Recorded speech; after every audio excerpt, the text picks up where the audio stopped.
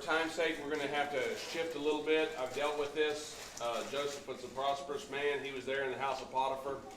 I left it where the woman, his Potiphar's wife, approached Joseph and tried to force him to have an inappropriate relationship, and he refused.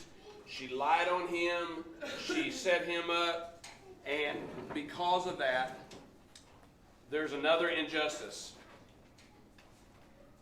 Yeah. Some of you are going to be thinking, I've already gone through stuff. Why do I need to go through anything else? Well, not everything in life is fair. You're going to have some challenges. We're going to skip down to all the way from where we were to verse 20. And Joseph's master, which was Potiphar, took him and put him in the prison, a place where the king's prisoners were bound. And he was there in the prison, but the Lord was with Joseph and showed him mercy and gave him favor in the sight of the keeper of the prison. And the keeper of the prison committed to Joseph's hands all the prisoners that were in the prison, and whatever they did there, he was the doer of it. The keeper of the prison looked not to anything that was under his hand, because the Lord was with him, and that which he did, the Lord made it to prosper. So, we're going to be looking at this in the concept of how we apply it in our life, and but I take the story, I break it down, and in many ways, I'm chewing the food up first, giving it to you so that you can digest it here, okay? And what I'm saying in this, and what we're going to be doing, what we're looking at, is we see there's this injustice, we see all this, but Joseph's attitude is the principal point here. You cannot change what other people say. I have heard people say that Potiphar probably really knew that it wasn't Joseph and that it wasn't him, but to save face, he went ahead and threw him in prison and took the side of his wife. That may be. That may very well be.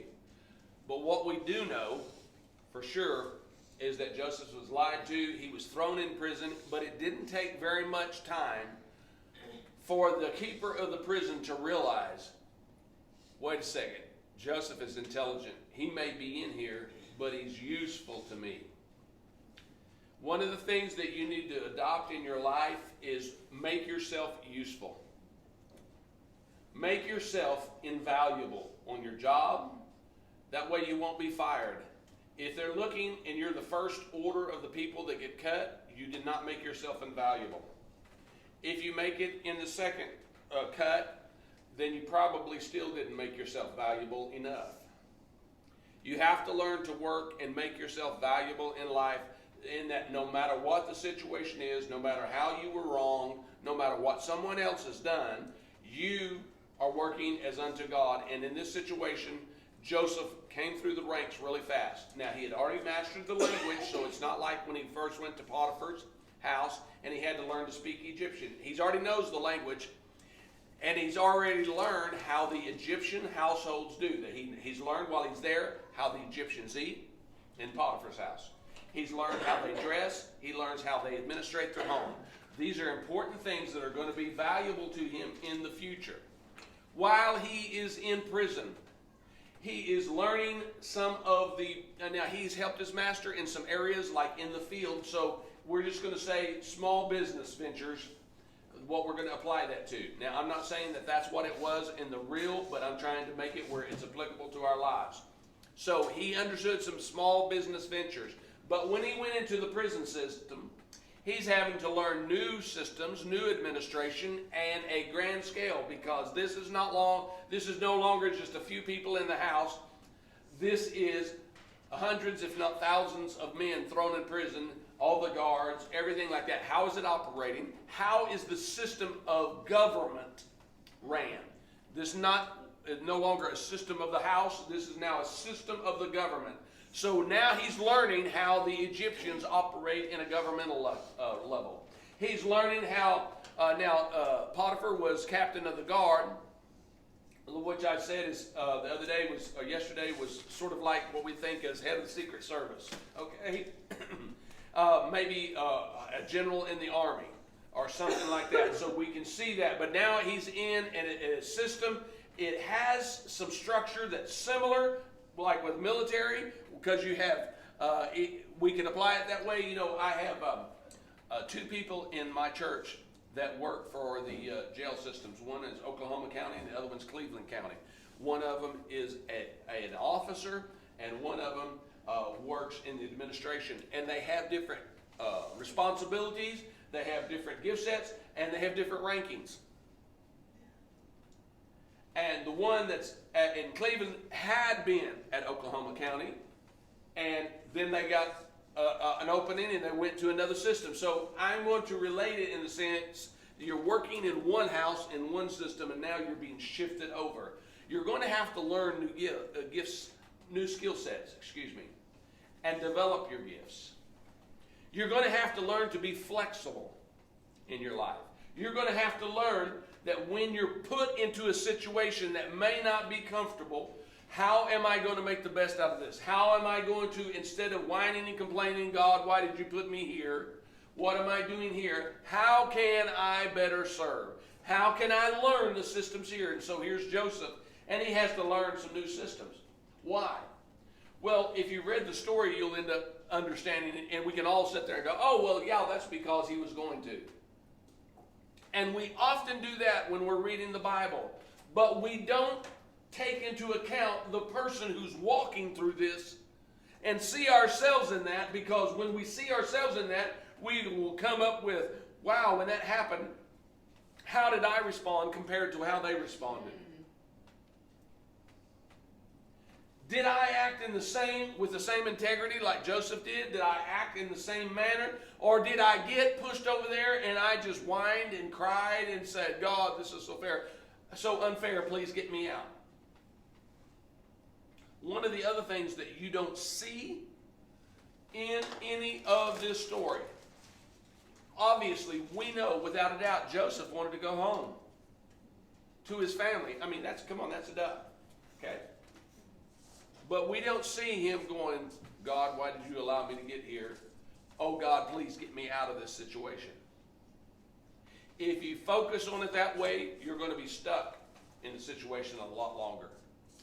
But if in the situation you look and say what Satan meant for evil, God will turn for my good. I am going to focus, and I'm going to be doing the best that I can, and I'm going to ask God for wisdom and favor.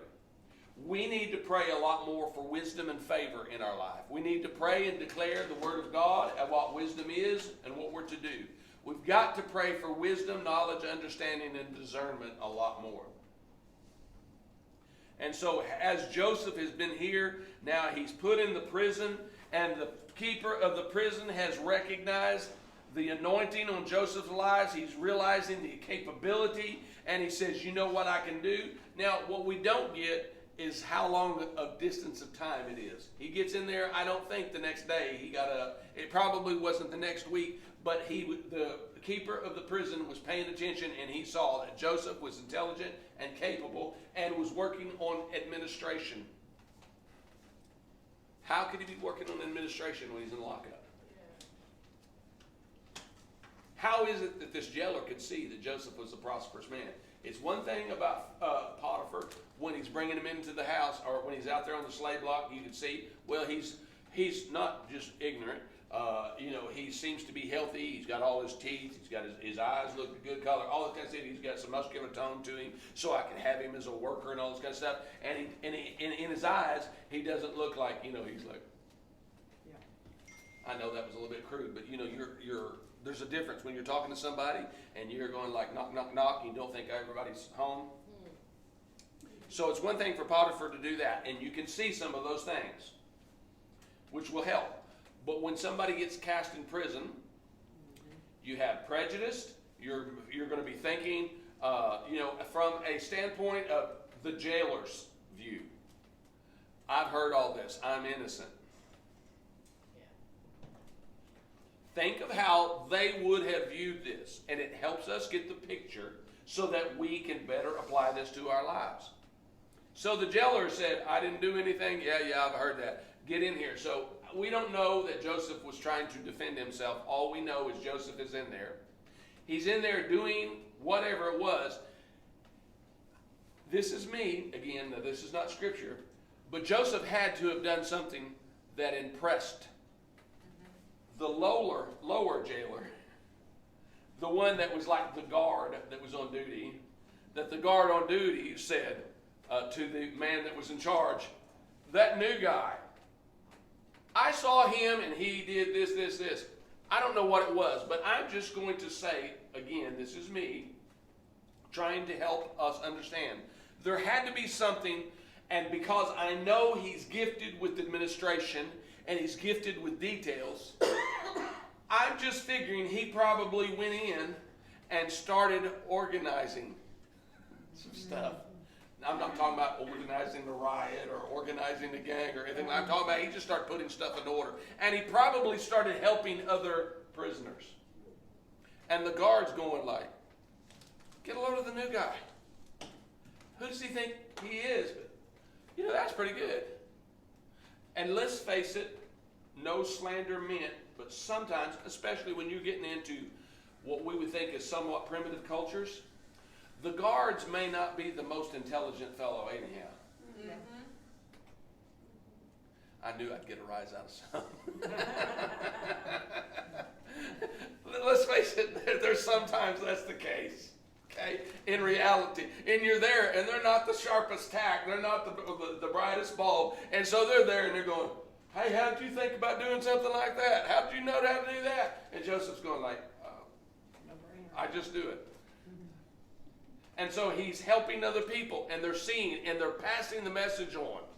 Remember days ago, it seems like it was 3 weeks ago, but a couple of days ago maybe, when I was talking about Esau, how did Esau even hear that Jacob was coming and returning? That's an amazing part of the story that nobody really typically thinks of. How was it? He didn't send a letter in advance. How did somebody see in Joseph something? He wasn't just sitting around and he looked good. Yeah. I mean, I know that in this world we have a whole lot of unfairness in the sense of sometimes those that look better, they get promoted more. Okay? That's not really what the situation is. They had to have seen something of it, because when you're in prison, the first thing they do, I'm going to relate it to a natural order where we are. They make everybody the same. Everybody wears the same color, orange. So there, they had to have something that was the identifier. That way they wouldn't get it confused who's the prisoners and who not, okay? So the first thing they do is they strip away your identity. That's been going on for centuries and centuries and centuries. That's nothing new. How did they know who was the prisoner and who was the guard? So it wasn't Joseph walking around and he had his nice little tunic and all this kind of stuff and he just blended in and he could just, like some of those silly movies, they just slipped out because nobody recognized, because he was not in his orange jumpsuit. So Joseph was stripped away of identity again, and he's putting on the common garment of a prisoner. We have to understand this purpose. Now, it could have been, and I don't know, that everybody in the prison was just straight up naked. I think that would be a poor decision, but it could have been. But whatever the case is, they're stripped of the identity of being something else. Now, he had already been stripped of being free, and he was marked as a slave, however that was, because that way he couldn't run away. Now, there are many older cultures that they bore a hole in the ear. What modern culture doesn't recognize, and I'm just going to go ahead and step out there and say it, it may irritate you. You've seen the big gauges. Mm-hmm. Those were designed to signify who was a slave. Mm-hmm. That's what they originated. Mm-hmm. Oh, now they're thought as cool. Mm-hmm. It's a signifier of a slave. I'm not going to do that, because I don't want anybody. Now, I am a servant of God, but I have grown from that. I'm no longer a servant. And Jesus said, he told this to his disciples, I no longer call you servant, but now you're my friends. And then later on, now you're the sons of God. Okay? So, as children of the Most High God, I'm not going to identify with the slave. But Joseph had the markings of slave. He had the markings of this. He knew and understood. And so, when he is there, now he has stripped away of even that, and now he's taken on markings. However it was, it could have been a garment, we don't know, but now he's identified it as a prisoner. to distinguish him. They want uniformity. You're all nothing. You're all nobody. You're down here. And so there's no respect. Something had to be done by Joseph to signify he's different than that. In this world, when you are pressed into a system, sometimes it's on jobs, sometimes it's in like a jail system, you're going to have to do something another that's different than everybody else. Now, I'm not talking about trying to show out or something like that. When you're a child of the King, there's got to be something that makes you different than what the world does. On the job, you don't need to conform to this world. You need to be transformed by the renewing of your mind, that you might know what is the good, acceptable, and perfect will of God. And in case you didn't know it, I just quoted another scripture. God's been dealing with me about that particular... I'm sorry, I thought I had this turned off. I swore I had turned off. Must have hit it. That's my CPA. I'll call him later. But we've known and we've understood that there is change ahead. And God has been dealing with me about be not conformed to this world. And what is the situation, and how do we get to where we're supposed to be? And he showed me, but we're supposed to be conformed to his image. So not conformed here, but conformed here. So how do we get to that step?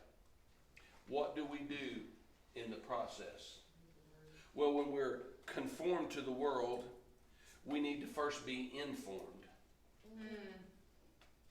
We have to have some information that will bring us into the place of transformation.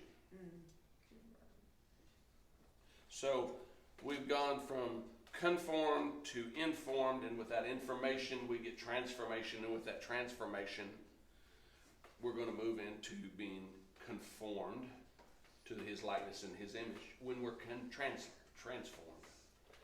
But we're transformed by the renewing of our mind, okay? So there is a process in there, and so Joseph is learning, Joseph is understanding that there's something different that's what's going on, and he is applying, okay? Let's go ahead in chapter 40.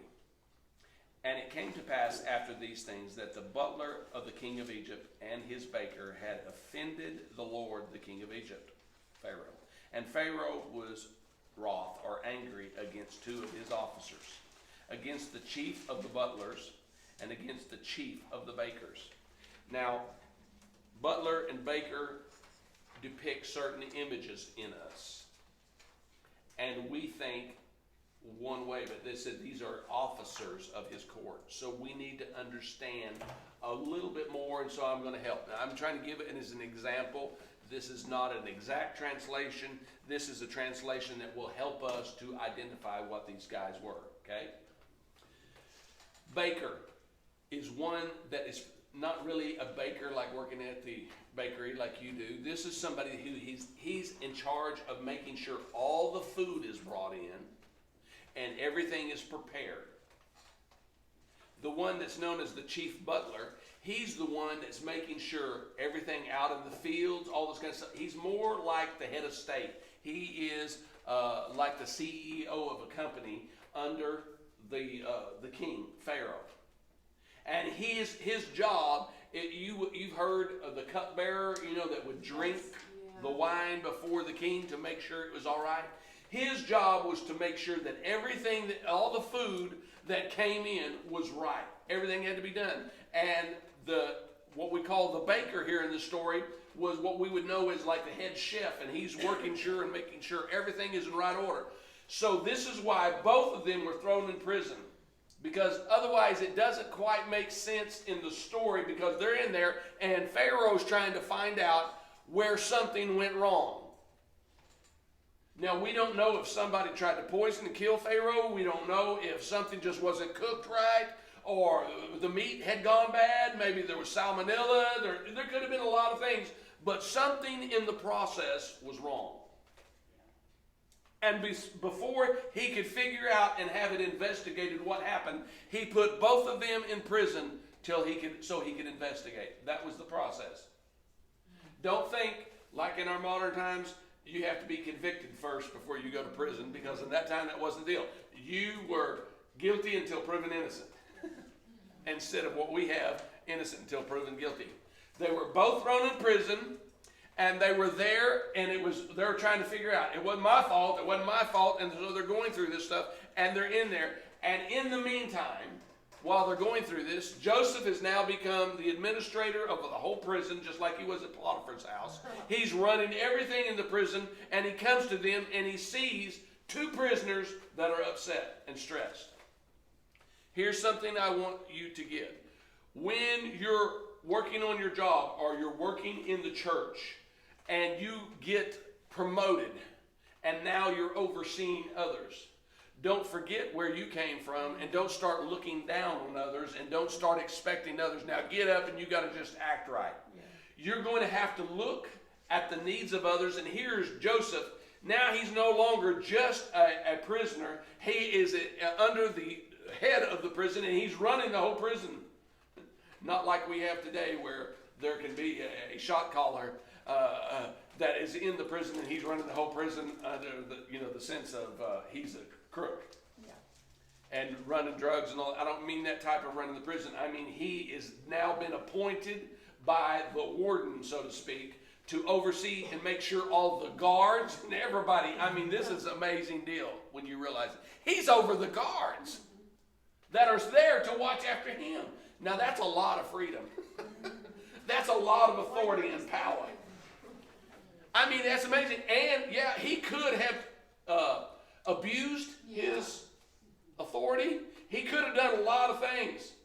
He could have at this point tried to do, but he didn't operate that way. He walked in integrity. That was the assignment.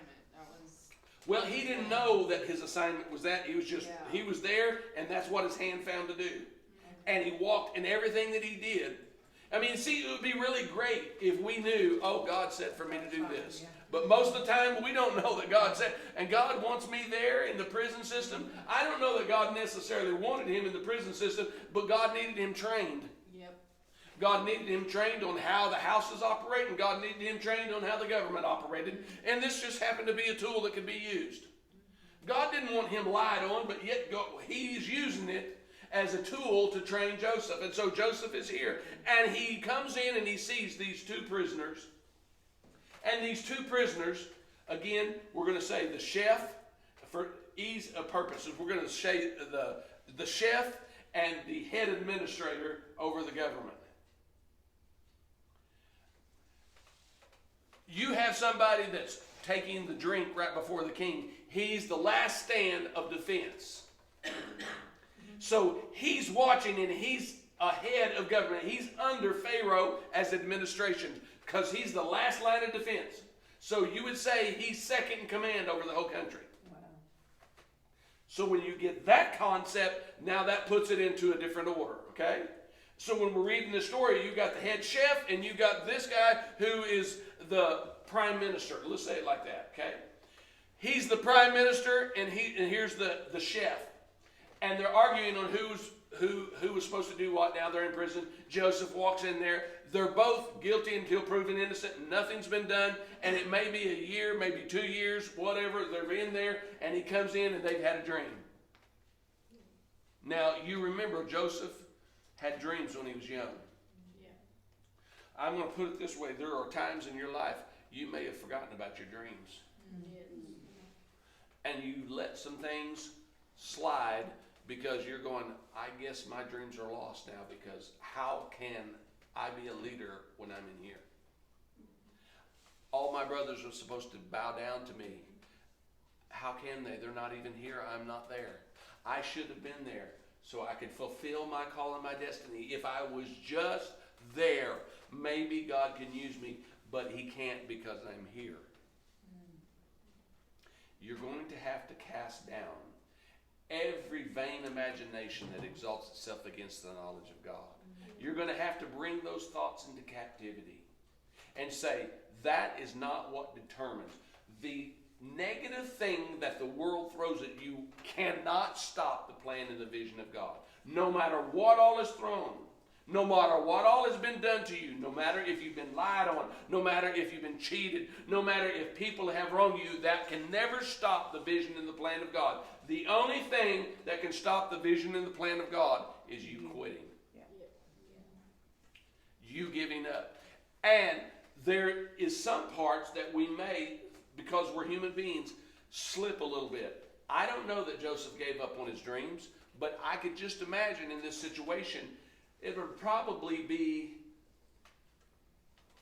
a common occurrence. I will say it that way. I don't want to say normal, but it would probably be something understandable if he had sometimes forgotten about it or slipped a little bit. I believe that this is a situation where he gets in there and he has practiced something or another, though, because he's not going to be this good without practicing. He has learned to still hear the voice of God. He has still sought after God. And so you don't get this kind of definition and clarity on interpreting dreams and not having done it. So who knows what was done before? So something was in here, and he's probably at a place where he's clicking and he's going, God's blessing me, God's using me, etc. And he comes in there and the men say, here's my dream. They tell him the dream. He seeks God just briefly and says, here's the interpretation. You, Prime Minister, you're going to be reinstated into the top position. Mr. Chef, you've been found guilty and you're getting ready to die. That's not always something you want to share with somebody. Okay? But here it is, and he releases to them. Now, they may have even thought, well, I don't know if that's true. But Joseph makes a statement, and this statement is really important. And he tells it to the prime minister. When you are reinstated into your position, don't forget about me. That prime minister, for whatever time he was there, he knew the position that Joseph held. He knew that Joseph had integrity.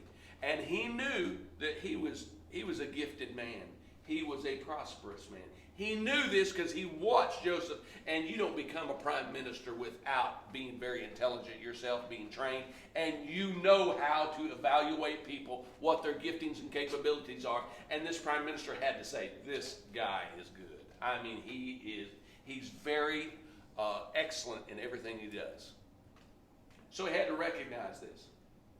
But he, as human beings, what we see is, sure enough, within 3 days, they killed the baker, the chef, and they brought the prime minister out and reinstated him into position. You know, people have often read this story and said, well, that low-down dirty dog, look at him, he didn't even say anything. Listen, when you have just been thrown in prison, you're not wanting to rock the boat, so don't judge. Right. When you're getting out, you're going like, listen, I don't want to ruffle any feathers here, and I'm not going to try to get out and say, okay, now, to make up for you putting me falsely in prison to the king, I want you to do a favor for me. No, you're going in there, thank you, sire, and I'm not saying anything. And you get going along, you're just trying to get on his good side because he's the king. He is in charge of your life. Whether you live or die is in his hands, and you just escaped death. Oh, wow! So he forgot, and he was going along, and he starts doing his duties, and he does not remember until a few years later. A few years later, everything changes, and he remembers the error of his ways. We're going to take an early break.